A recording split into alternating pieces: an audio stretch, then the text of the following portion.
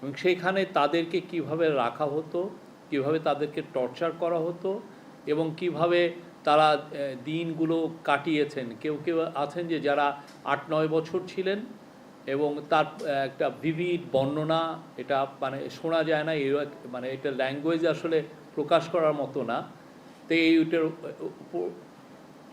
এইটার এই ভিজিটে এগুলো প্রকাশ পায় এবং এটা যারা ভিকটিম ছিলেন তারা তাদের অর্ডিলগুলো বর্ণনা করেন এবং সেই ক্ষেত্রে প্রফেসর ইউনুস প্রত্যেকটা স্পটে গিয়েছেন, প্রত্যেকটা আয়নাঘর, যেই লোকেশনে যতগুলো আয়নাঘর ছিল প্রত্যেকটা স্পটে ঘুরে ঘুরে দেখেছেন এবং এই প্রত্যেকটা স্পটেই যারা যারা ওই স্পটের যাদেরকে রাখা হয়েছিল তারা তাদের ঘটনাগুলো, তাদেরকে কিভাবে আনা হলো, কিভাবে তাদেরকে টর্চার করা হলো, কিভাবে তারা দিন কাটালেন এবং তারা আসলে কেউ কেউ তো আছেন যেমন আবদুল্লাহ আজমি, আরমান, ব্যারিস্টার আরমান, তারা 8-9 বছর ধরে ছিলেন, তারা কিভাবে ছিলেন পুরো বর্ণনাটা এসছে। এবং আপনারা জানেন আমরা সবাইকে নিতে পারিনি, আমরা সরি ফর দ্যাট।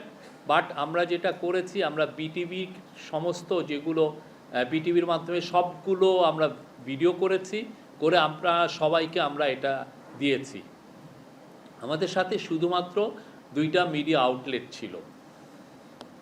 আর এ বিষয়ে ভিজিটটা শেষ হওয়ার পরে মাননীয় চিফ অ্যাডভাইজার একটা বক্তৃতা দেন, আমরা ওইটা আপনাকে এদিকে শেয়ার করিয়েছি। তো আমি আবার এইটা বক্তৃতার থেকে আমি আপনাদেরকে পড়ে শোনাই। উনি যেটা বলেছেন, যা দেখেছি তা বর্ণনা করার মতো না, এটা অবর্ণনীয়।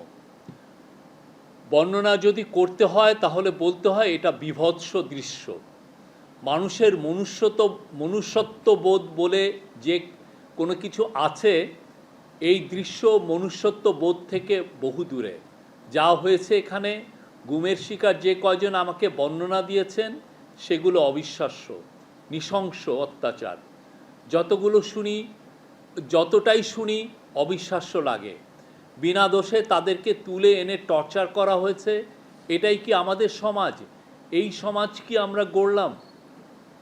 তিনি বলেছেন, গত সরকার সর্বক্ষেত্রে আইয়ামে জাহেলিয়া প্রতিষ্ঠা করে গেছে। এই আয়নাঘর হলো তার একটা নমুনা। যে আবার আমি কোট আনকোট উনি যেটা বলছেন, যে খুপড়ির মধ্যে তাদেরকে রাখা হয়েছে, গ্রামের মুরগির খাঁচাও এর থেকে বড় হয়। তাদেরকে মাসের পর মাস, বছরের পর বছর এভাবে বন্দি করে রাখা হয়েছে। মানুষ হিসাবে সামান্যতম মানবিক অধিকার থেকেও তাদের বঞ্চিত করা হয়েছে। তিনি বলেছেন, এটা আমাদের সবার অপরাধ যে এটা আমরা হতে দিয়েছি। যারা করেছে তারা আমাদেরই সন্তান, ভাই, আত্মীয়। এই সমাজকে নিপীড়নের এই চূড়ান্ত রূপ থেকে বের করে না আনতে পারলে এই সমাজ টিকে থাকবে না। প্রধান উপদেষ্টা কমিশনকে বিশেষভাবে ধন্যবাদ জানিয়েছেন। উনি বলেছেন যে তারা কোদাল হাতে দেয়াল ভেঙে এইসব টর্চার সেল আবিষ্কার করেছে। গুম কমিশনের রিপোর্ট জাতির জন্য একটা বড় ডকুমেন্ট। এটা অবশ্য পাঠ্য হিসাবে সবাইকে পড়তে হবে। যারা এর সঙ্গে জড়িত অবশ্যই তাদের বিচার করতে হবে, তা না হলে আমরা নিষ্কৃতি পাব না। আপনারা জানেন কিছুদিন আগে একটা রিপোর্ট হয়েছিল যে আয়নাঘরে ভিজিট হচ্ছে না, কিন্তু আপনারা দেখলেন তো আমরা প্রত্যেকটা ঢাকা যতগুলো আয়নাঘর আছে সবগুলোতেই বিশিষ্ট যেগুলো সেগুলো ভিজিট হয়েছে এবং বাংলাদেশে যত আয়নাঘর আছে প্রত্যেকটা খুঁজে বের করা হবে। সোফার আমাদের কাছে গুম কমিশনের ইনভেস্টিগেশন অনুযায়ী এবং সিকিউরিটি ফোর্সে যা ইনভেস্টিগেশন করেছে আমরা জেনেছি এটার সংখ্যা কয়েকশো, মেবি 700 থেকে 800, এবং এইটা আরও বের হচ্ছে। এবং এটা বোঝা যাচ্ছে যে এটা শুধুমাত্র ঢাকায় কনসেন্ট্রেট ছিল না, প্রত্যন্ত অঞ্চলেও এরকম অনেক আয়নাঘর ছিল। এবং এটার সত্যিকার অর্থে আপনার যদি হিউম্যান রাইটস ওয়াচ, যেটা নিউ ইয়র্ক বেস একটা টপ হিউম্যান রাইটস অর্গানাইজেশন, তাদের যদি রিপোর্ট পড়েন সেখানে স্পষ্ট লেখা আছে, তাদেরকে সিকিউরিটি ফোর্সের অফিসাররা বলেছেন যে এই গুম এবং খুনের সাথে পতিত স্বৈরাচার শেখ হাসিনা ছিল, তার অর্ডারে এগুলো হয়েছে। বেশিরভাগ।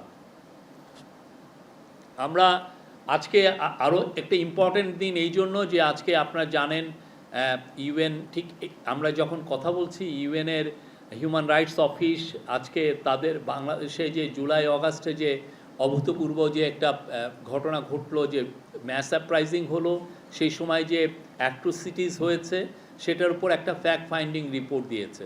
এবং এই ফ্যাক্ট ফাইন্ডিং রিপোর্টটা ছিল পুরোপুরি তাদের ইন্ডিপেন্ডেন্ট রিপোর্ট, সেখানে গভর্নমেন্টের কোনো ইনফ্লুয়েন্স নাই, গভর্নমেন্টের কোনো ধরনের কোনো এখানে রোল ছিল না।